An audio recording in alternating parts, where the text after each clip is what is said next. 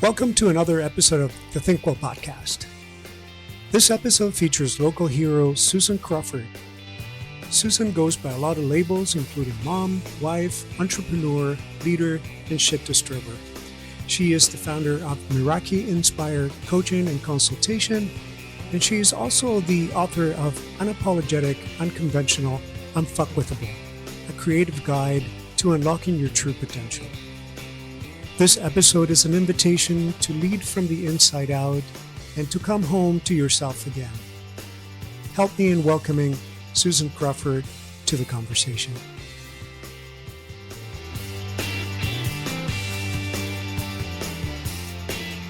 Okay, so for those that don't know, we met about more than a year ago, I think, right? Yeah. Maybe 2 years ago. Yeah, 2 years ago, right. And we met at the dojo practicing karate. That's right. That's right. Yeah. The guy with the top pony, I was like, wait a second.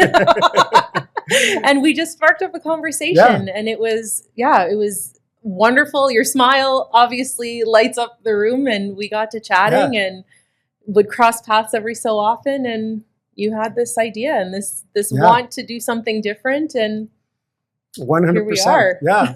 So, I mean, we know a lot of people through karate, right? It's a really cool community. But the reason you're here today is because you really inspire me. When I was talking to you one time, this is about a year ago, as you said, and I was in the middle of a transition, not only career, but, life-wise in general, right?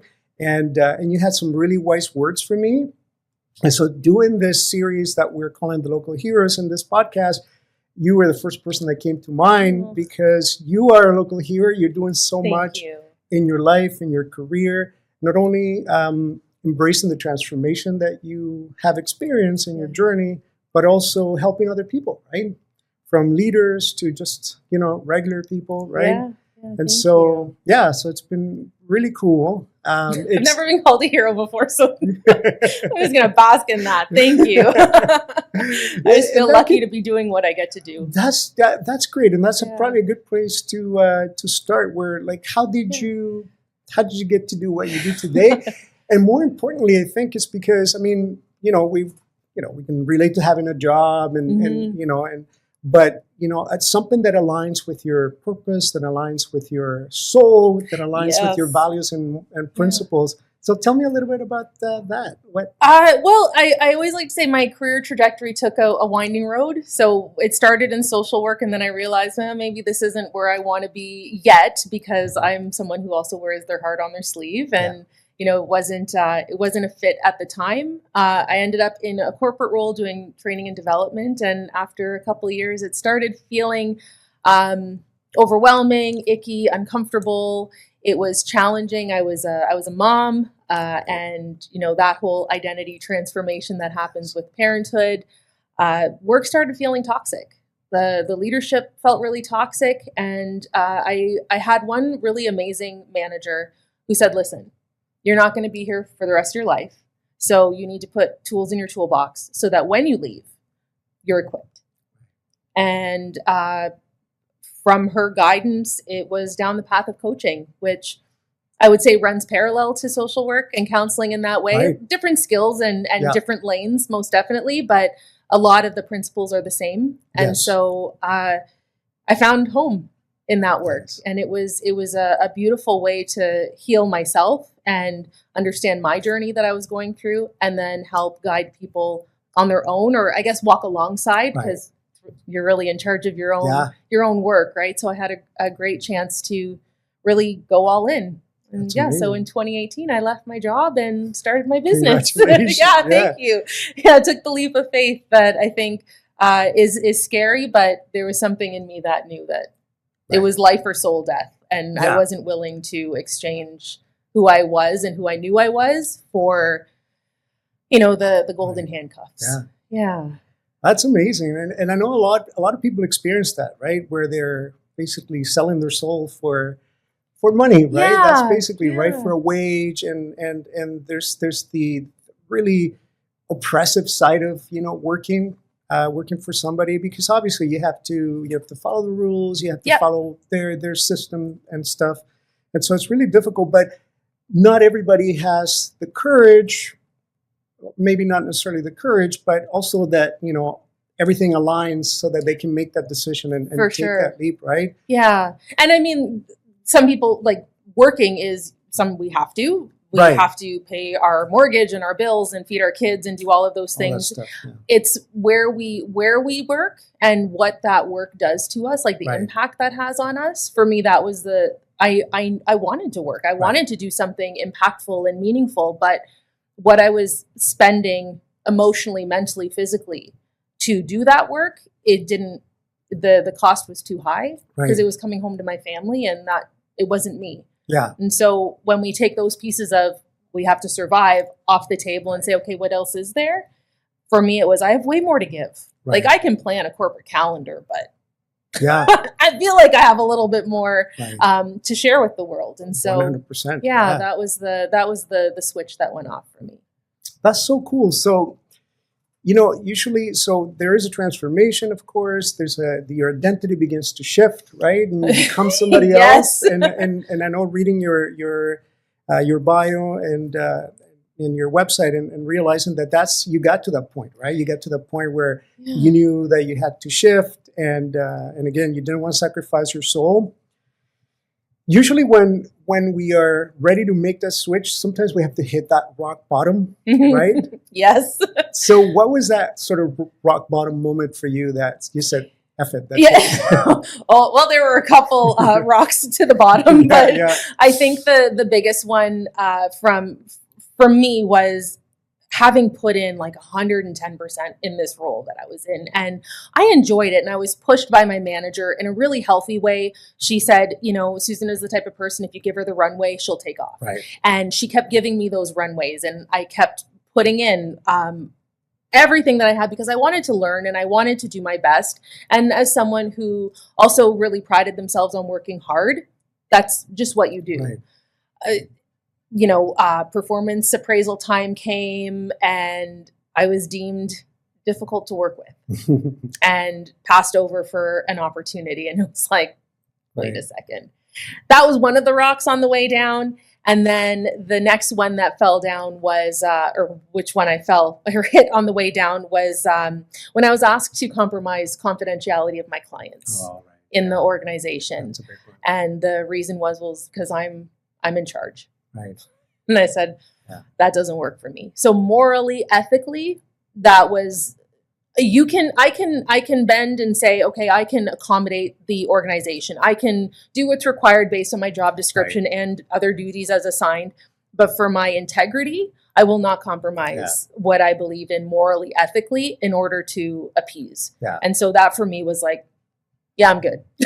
I'm good. That is really cool because that shows the world, but for sure shows you, more importantly, that you have your set of principles, your moral principles that you're not willing to sacrifice. You're not willing to betray at all, right? Well, and I traded a lot for it. I mean, I traded a pension, my benefits, my paycheck. Like I traded for it. You paid the price for but I'm whole. Living by your your rules. And that's it. And if that for my daughters is an example that you should never compromise who you are or your values just to either fit in or to get farther ahead, then that's the example that I want to set. Yeah.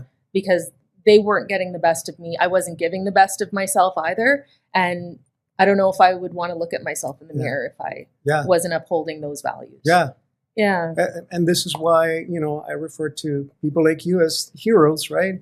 Because it takes a lot of courage to do it, right? And sometimes you are prepared already, like it's that inner knowing, right? You know what you need to do, and you just take the plunge, right? Yeah. It's difficult. Not too many people can do that, right? Because it's pretty scary, right? It absolutely is. And I mean, I didn't do it alone. Like my husband supported me. My parents were super supportive, and I come from immigrant parents. And when you hit that place where you got that golden ticket and you're set for life, the loyalty, the expectation, like this is where you're going to ride out your career. It was like, well, I'm going to take a different path. Go with me on this journey. Right. And they were super supportive. Yeah. So, I mean, I didn't do this in isolation. I made sure I had people around me that were going to support me. That is so cool. And I think that there's a big difference because sometimes, you want to make some changes in your career and sometimes you have crazy ideas, not you, but in general, we have crazy ideas and your family are willing to support you, but they're like, maybe this is, kind of, you sure? Right? But in your case, and it's very similar to what happened to me, family is willing to support you because they know who you are as a moral being. Yeah. And they know how important that is to you. And so they really appreciate that. So they're willing to throw their support behind you because this is something way too important. When, I had a therapist at the time because I was doing the motherhood transition and that identity piece. And I was really struggling in this role. And he said to me, you know what, Susan, when you pass and your tombstone reads, do you want it to say she doubted or she dared? And for me, that was the penny drop. I was like, I don't want to look back on this 15 years from now and say, my God, I'm exhausted. I'm miserable. I'm resentful. I'm angry. My kids hate me. I want to look back on this and say, I did something. Maybe some people will be like, that's nuts. Why did you do that? Right.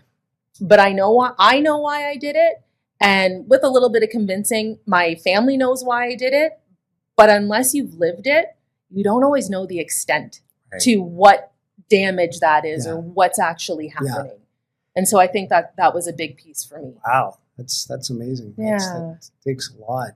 When you can say to yourself, 15 years from now, or, at the time where I have to say goodbye to the world, what would I want that to look like? Right. Yeah. And that's definitely something that you did, of course, 15 years from now, what's that going to look like? I always say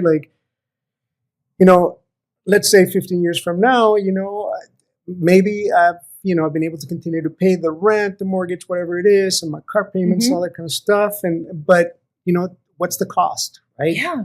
Yeah. And how many of us are or have been walking through life as zombies, just on this autopilot where we wake up, we take care of the kids, we go to work, we come home, we do the same routine or whatever your routine looks like. And it's like, that phone was ringing, that alarm bell was ringing. Like, I can't be in this little gray cubicle looking at my screen till December 31st, 2044, because that was my retirement date. I was like, I can't do this that long, knowing how much wants to just burst from me. I can't leave it here like this. Yeah. And so it wasn't an easy decision, but it was because it was this or that. And it wasn't this. So it had to be something else. I love what you just said there. It's not an easy decision, but it is definitely an easy decision in that you're living by your ethics, right? Yeah. The only thing that's not going to be easy, it's not going to be, a smooth road. It's going to be a bumpy road in terms of mostly money, things like that you need to. Yeah. I was not an intentional entrepreneur. I feel like I fell face first into it but had the skills through my coaching training to roll with it. But this was accidental. This was, I'm learning as I go. This was trusting that I knew I was doing what I needed to, the right thing.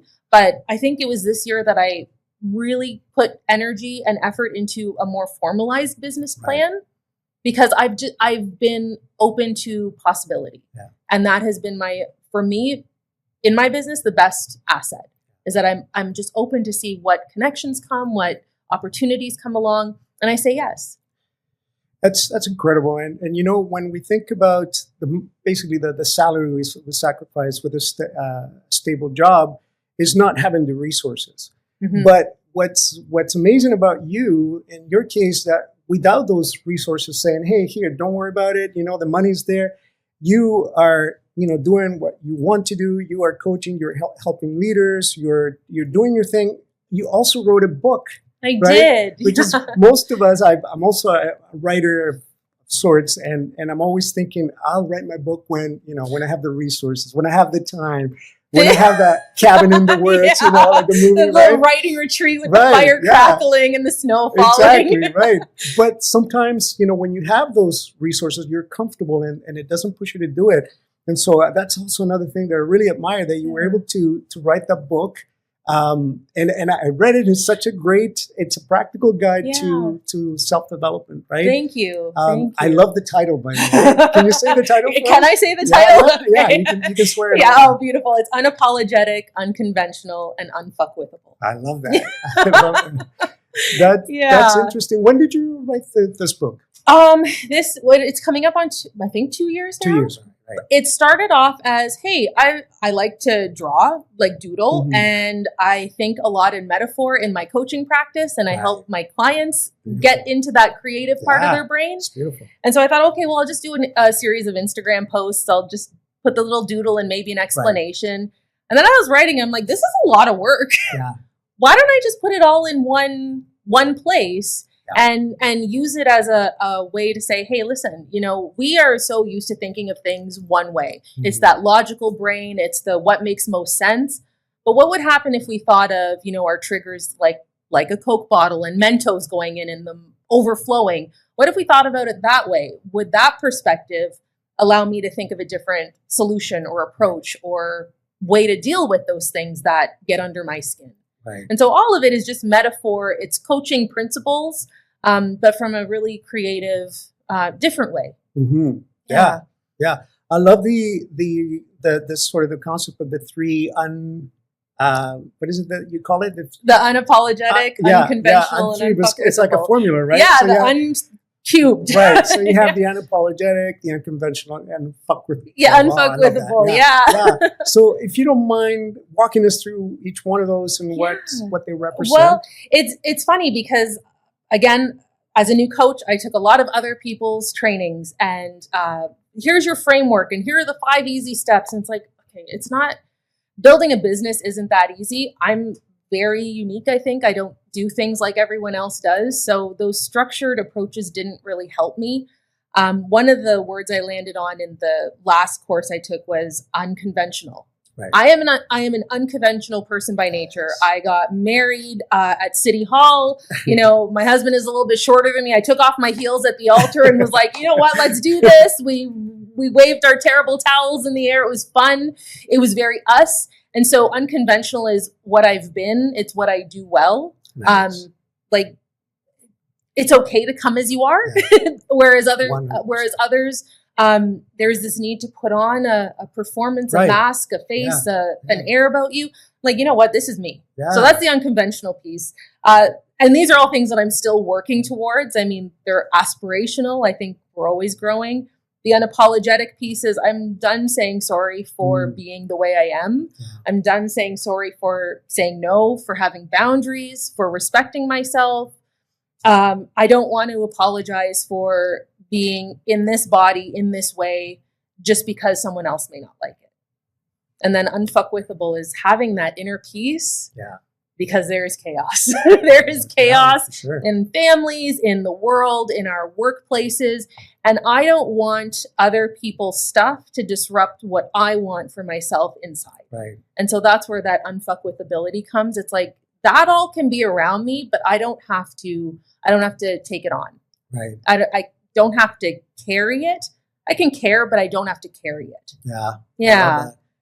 That Work in progress, though, it George. is work in progress, Really. and it takes a great deal of spiritual, emotional, intellectual maturity to be able to get to that point where you're setting boundaries, right? And you probably go back to your social work and stuff, right? How setting boundaries is so important. Yeah. But it is something that everybody's always talking about, but it's so difficult to do. It's so hard. And as a people pleaser, as someone who is first to say yes, is everybody okay? Is everybody happy? Are we good? That's exhausting. Yeah. It's exhausting. And so what would happen if I just let people be them and look out for me, care, but not have to own what happens next? Exactly. And that's what I love about coaching is that your journey is yours. I walk alongside you, but I don't have to own the result because this is your life. Yeah. And that's what my coach does with me. And that's what I love about this work is we co-create, but I'm driving. Right. And I'll go where we need to go. And she gets to say, hey, did you notice that landmark over there? Do you want to stop here and take a look around? Right. That's the best part. Yeah. I love the way that the book too also lays out formula, as I called it, to really put it into practice, right? It's not just, thinking about it, and it'd be nice to have the right mindset and all that kind of stuff, but you break it down for somebody to really develop the habit of becoming unfuckwithable. Yeah. I've heard lots of versions of that. I'm like, let's get it clear. That's good enough, I think. But no, I keep practicing. But to develop a habit, really, right? Well, and it really comes, and 4 pages of the book are around really calibrating your inner compass. Right. So having self-compassion, being able to say, oof, I'm either not happy where I am, I'm not happy with who I am, I'm forgiving myself for the things that I did that maybe I shouldn't have. Moving then to character, which is really values-based. So what are the things that I believe in? I value integrity, I value freedom, I value other things that really are my guideposts. Courage is developing that ability to say, this doesn't work for me. Moana is my inner leader, along with Elphaba. Like those two are those inspirations that I saw that inspired me to be able to do what I do. And then finally is choice, because we're always at choice. Yeah. Not always easy. Not always easy, yeah. But we have choice. And so when we can understand our own compass and what our true north is, it becomes a lot easier to put those things into practice. Yeah, I totally agree. So you talk about labels, right? Mm-hmm. Like living with so many labels. And so that could be, for some people, could be a disempowering thing, being labeled. Of course, when people label you in a certain way, based on stereotypes or just a lazy way of trying to put somebody in a category. But you own those labels, and they're part of, they make up who you are. They do. Yeah. They do. And some were given, some were, self-identified. And it's interesting how those labels, I think we chatted earlier, like you can take off the label and be like, you know what? People pleaser is no longer who I want to identify as. Yeah. Being someone who is constantly relied on. I don't always want to be that person. Being the strong one. Well, sometimes I want to be soft. And so what labels do I need to swap? Which ones do I own? Like, I'm a mom. Like that is a label I will proudly own. And I'm so many other things with that.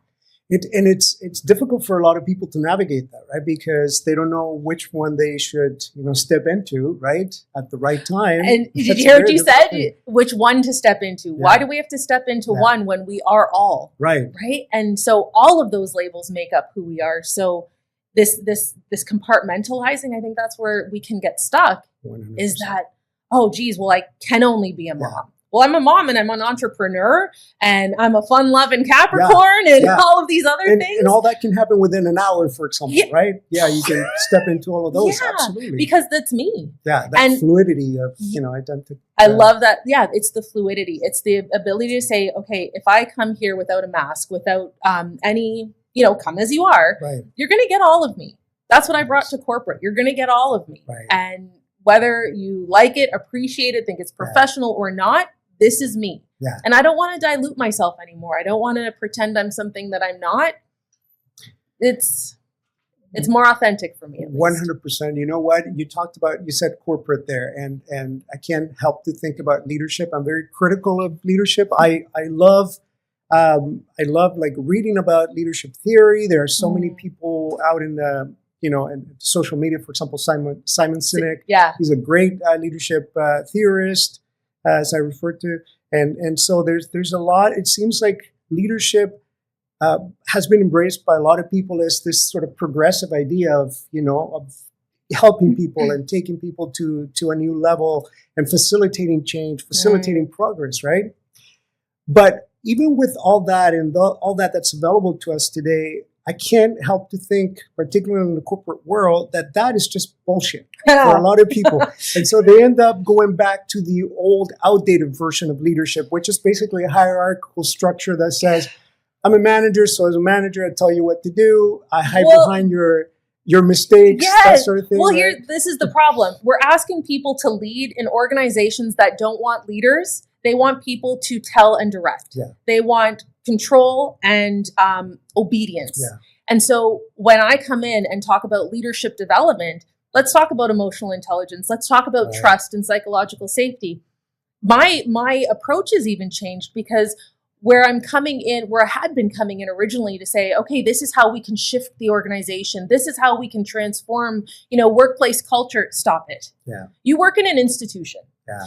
You need to understand how you're going to navigate yourself within that institution, because the institution doesn't need to change. Yeah. It thrives on our conformity, our compliance. It thrives on the old traditional ways of leadership. And so all of these leaders who are coming in with pure hearts and purpose and that life to say that we can do this differently, they're getting squashed. Their spirits are getting squashed because they're trying to change the organization, and the organizations aren't ready for that. Yeah, they don't need to be ready for it. Break that down. That's important to understand, right? It can be disheartening. Don't get me wrong, to see how much leaders are struggling in organizations that are not embracing how much we need to change. Right. And their talent and their gifts are not getting utilized, No. right? They're just getting silenced. They're burnt out. Yeah. They're burnt out. They burn go out. on leave. They quit. They go somewhere else. They think, what's wrong with me? Yeah. Like, am I doing it wrong?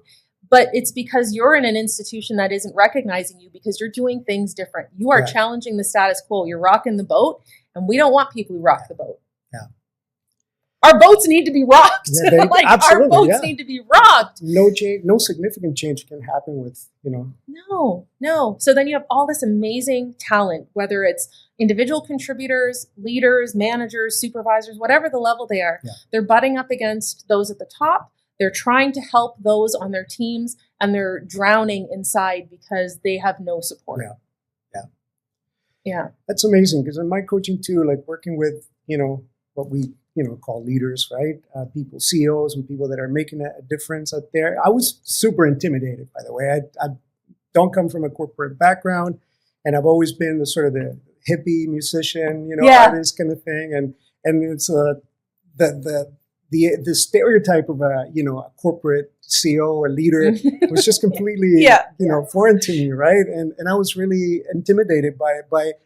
I realized that working with a few leaders is that they have the same vulnerabilities we do, and they're willing to explore them, and they have all these ideas, but deep within them is that, again, that sense of purpose and the sense of sticking to their principles, right? And they find that very difficult to navigate in a corporate structure that's so rigid. Mm-hmm. And so that's why I think it's really cool that you're doing stuff with leadership and talking about it the way leadership should be talked about, I guess. And at the end of the day, we're all human. Yeah. At the end of the day, as much as traditional leadership or traditional practices where, you leave your emotions out the door, you leave your personal life outside. No, I'm bringing that all with me because I had a hard time getting my kids out the door, or I've got a sick parent that I'm taking care of, or, my basement flooded. I can't leave that at the door because those are things that are important to me outside of this 7 hours. And so to expect people to do that is not only unfair, but I don't really want to work in a place that doesn't know that I'm a human having a human experience. Like post-COVID, people have companies that haven't even acknowledged we went through a global pandemic. It was just back to work as usual. Yeah. How do you do that? Yeah. The grief, the loss, the fear, the flexibility you had to have. Yeah. We have to name it at least and say, missing. I see what you did. Thank you for that. Yeah. Yeah, it's so easy for, leadership, again, whatever that means for people to hide behind that, that structure. And it's very easy for them. And in the end, talk about the bottom line. And that's the most important thing. And all of the stuff that they talk about when you get hired, right? The diversity, the door's always open. And the all wellness and all work-life balance. Right, yeah. But is that, right? Yeah. How did you start with karate? Like, what brought you to pay attention to stuff like that? We had neighbors that had their kid in karate, and we were like, "Oh, that's kind of cool. Maybe we should check it out." So my two daughters went and joined, and I sat on the sideline going, "Well, that looks kind of fun. You get to punch things, and the community was and is a phenomenal community. People are supportive." Everybody is welcome and embraced there. And so I am not an athletic person by any means, but I said, you know what, this is the time I'm going to push myself. I want to, again, be a role model and say, hey, I know you're doing something tough and we shuffle you out of the house every two nights a week. I'm going to show you that I can do it too. And so I stuck with it, and I made it to green belt. Okay. Did I pass green belt? So I have a green belt. So wherever I am in that process, I have a green belt, and it was a challenge for myself because it was totally uncomfortable being this age and learning new things. Intellectually, I'm all in. Physically, there's like, oh, I don't want to look dumb. I don't want to not know something. I don't want to make a fool of myself. Yeah. But again, when you're in the right environment, that learning can be so supported and enriching, and the people you see that inspire you, you know, like everybody should try something that stretches them. Karate was my stretch, and I'm so glad that I had the opportunity to explore it. Nice. Yeah, I think you picked the right discipline there, because it's more than the physical aspect, right? It's the mental aspect, the mindset. There's a philosophical aspect. Yeah. I mean, I thrive in that. We were talking about this. We were, we were just being so grateful for, our sensei, who is also the head, in the world of this style and the organization. And we're so lucky to be, learning. Where else? Him, right? Where else would you be mentored and taught by like the world and like leader? And it's one of those things where you see someone in a position like that, or I saw someone in a position like that, and just the different versions that were all him, the wise sage, the martial artist who has honed his craft, the jokester, like all of these facets really created a culture, I feel, within the dojo that was, wow, this is really, really cool. About leadership, right? That's true leader right there. Exactly. And there's a discipline to it, and there's that people part to it. Right.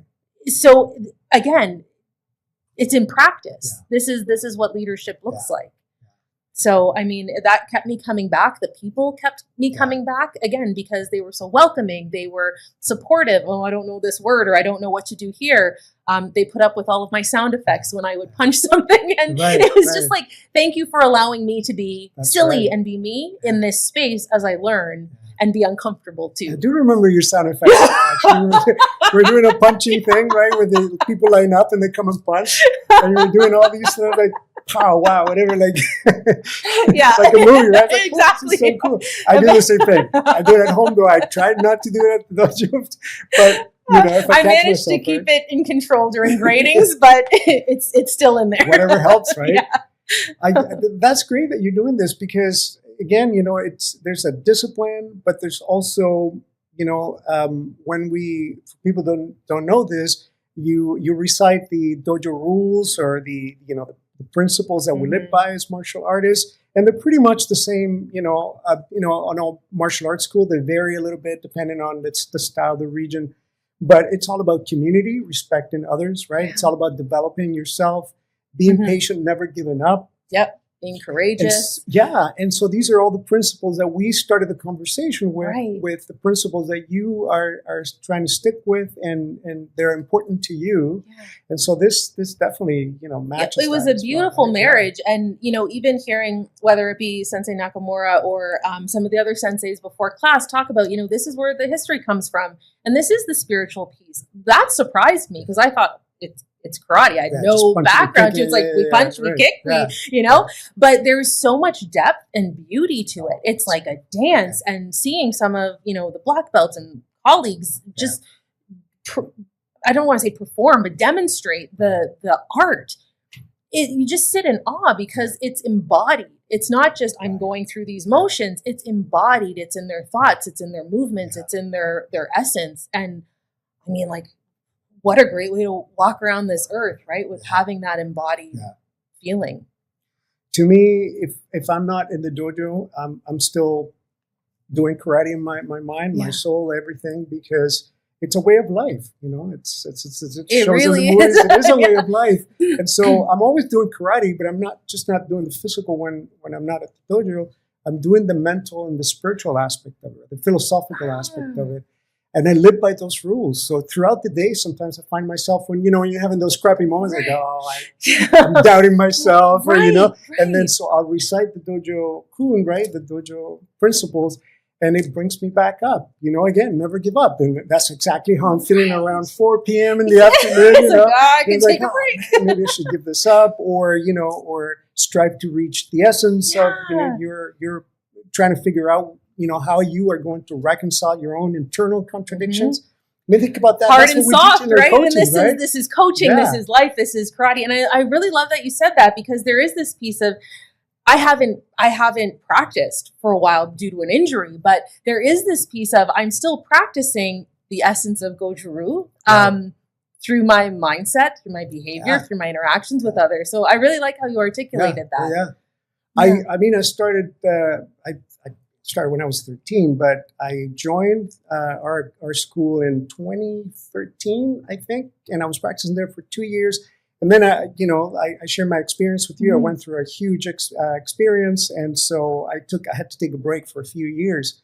But during those, I think it was 7 years that I was away from the dojo, right? During those 7 years, I was still living by those principles, and it got me through those situations, right? And so I thought, this is a self-defense, and this is what I teach in my courses.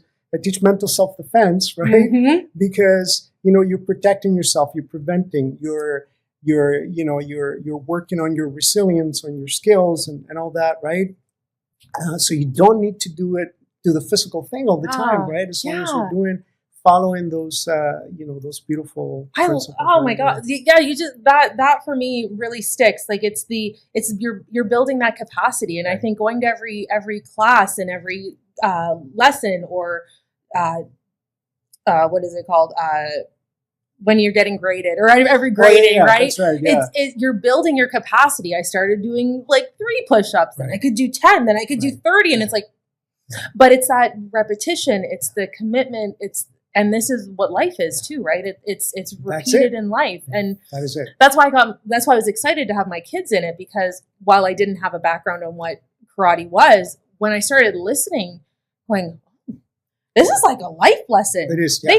They even if they don't practice, they can still practice, which is such a beautiful takeaway. There's so many beautiful things about it. So, for example, I don't know if you knew that, the katas, which are the forms, so people don't know, they're patterns of movements that involve blocks and attacks as well. All that in a sort of a choreographed 2-5 minute kind of thing that you do, right? That almost looks like a Tai Chi thing or a dance for somebody that's not familiar with it. But one of the coolest things about this is that for example, you always start a kata, the pattern that I was talking about, with a defensive move. It's a block. And the reason for that is because you never attack, right? The only time you use self-defense is for exactly that, for self-defense when your life is being threatened, right? What I love about, maybe we should have an episode about that thing. What I love about our organization is that, it kind of came to a point where I thought, okay, we're in this competition, with other schools, and it's all about who's going to win, who's going to get more points and all that. And we're getting away from the essence of it. And the essence of it is basically promoting community, promoting friendship, right? And promoting peace. And how do you do that? And so they adopted this collaborative thing that they do. So you see it in their tournaments and stuff like that. And so what that does is invites people of all kinds of abilities to be able to participate meaningfully, right? Which makes a difference, instead of thinking kind of like a Western, idea of, competition, right? Oh, I'm gonna be the best, and I'm gonna, overpower my opponent, that kind of thing, right? Yeah. So it teaches you so much about life. And that's what life is too, right? It's like, if we can remove let's take entrepreneurship or coaching. I've learned that there is enough work for everybody. Right. Like, we don't have to hoard, we don't have to gatekeep. There are enough people who need your special magic to support them. So if we can approach it like a friendship tournament and say, hey, you know what? We're all in this together. How can I support you? How can you support me? What are some things you might need to know as you progress down the road? I'm 8 years in, you're 2 years. What are some tips I can give you? I'll never turn away someone saying, hey, can I pick your brain? Simply because other people have done that for me. And in that sense of a friendship tournament, where it doesn't have to be a competition, wouldn't we all just get farther along if we could all help each other down this wild path of life? that we're all on. Yeah. You know? It's not about beating each other, but beating the odds, the difficulties in life, right? Yeah, And we can all exactly. do that together. Man, this has been amazing. I can't believe that it's already been an my hour, God, right? really? So we're going to have you back so we can talk more about Absolutely. karate and your coaching All and, good and things. all that kind of stuff.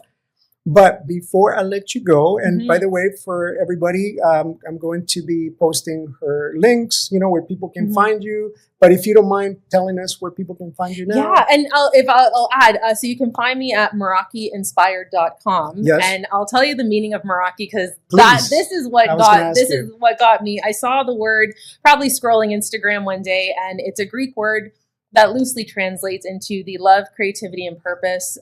It's putting your soul into everything you do. Right. And I thought, well, Yeah. this is my guidepost in my business. This is what I aspire to do. And if I can inspire other people to find that for themselves, then my work here is fulfilling. And I'm your testimonial. I Aw. know that this is the reason when we started talking, Yeah. this is the reason why you're here today, because you Thank inspire you. me in just such a short period of time, right? And I was able to really tap into what I needed to tap into. Yeah, That it's inner there. knowledge. Yeah. So Yeah. I'm so happy that we had that chance to talk Thank about you. it, and I was so fortunate to be inspired by you.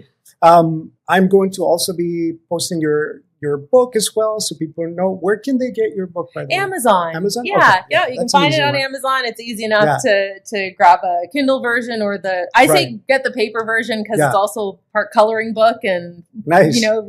writing and some That's creativity cool. I there. definitely recommend it, because it is a practical guide to self-development, and you're definitely going to be surprised, and also at the same time really grateful that that you're able to apply it, right? Thank So you. yeah, definitely.